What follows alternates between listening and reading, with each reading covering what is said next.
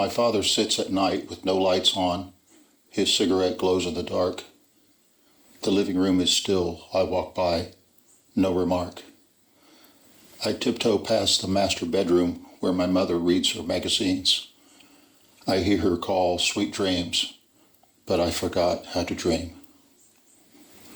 But you say it's time we moved in together and raised a family of our own, you and me. Well, that's the way I've always heard it should be. You want to marry me. Hello again. Carly Simon song from back in the early 70s. The man got down on one knee, holds out the ring and asked her to marry him. But what's going on in her mind, out of her subconscious, is the picture of what marriage is that was imprinted on her when she was a child, of how distant her mother and father were from each other, of the silent turmoil she lived in the household. You say, well, that's horrible. That's awful. She must have had such trauma. She doesn't describe harsh, loud trauma. She describes a condition, the quiet, soft, damaging condition. And she's facing the prospect of marriage. But this is what, in her subconscious, she thinks marriage is. You know what? It is an absolute truth that the home you grow up in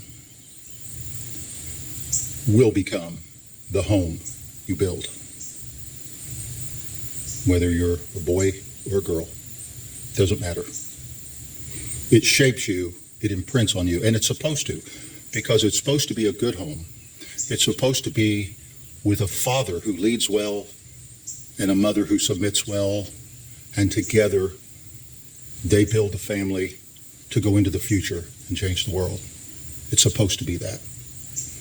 But alas, that's not what we have in our self-destructing civilization. But they did research over the course of 35 years, following people from when they were little kids up well into their adulthood, continual interviews and such. And see, these people, their parents had a divorce when they were young, and they followed them. And they've concluded that nobody ever gets over a divorce. They respond to it in different ways, but the effect, the trauma, never goes away. It's kind of like experiencing the death of a parent, but there was never a funeral, a point of resolution where you can say officially, yeah, this parent has died, and I can start the grieving process and move on. So, if you're going to marry somebody, you need to look into their background. You need to know what kind of home they came from. Is it possible to overcome these things? Yes, it is. But this is what it requires. The balanced, objective, looking at everything inside you and asking, why do I think this way? Why do I do things this way? How am I shaped this way? Is this correct, or is it just the convenient way I like to go about life that I'm not very willing to change? No. You start looking at it and you own up to everything that is incorrect in you because you were shaped by the household you came out of. And you correct those things, and correct means making them conform with what the Bible says they're supposed to be. And after years, you may not have that damaging you so much. It'll always be a ghost. But you can get to where you can raise a healthy family